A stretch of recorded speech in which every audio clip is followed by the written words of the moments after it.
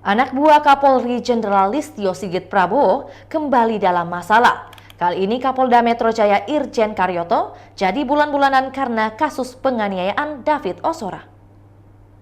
Terbaru, bukannya Mario Dandi selaku tersangka resmi divonis, justru videonya semena-mena jadi sorotan. Viral sebuah video yang memperlihatkan Mario Dandi dengan santainya melepas dan pasang borgol kabel TIS sendiri di samping polisi. Terkait hal itu, Irjen Karyoto harus meminta maaf ke publik atas aksi anak buahnya yang lalai.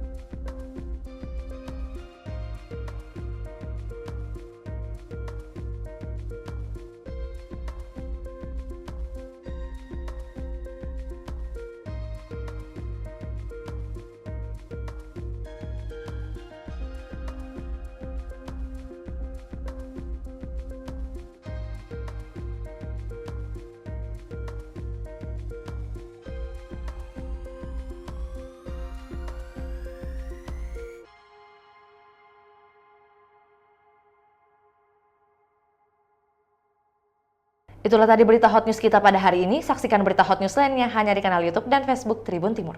Terima kasih sudah nonton. Jangan lupa like, subscribe, dan share ya.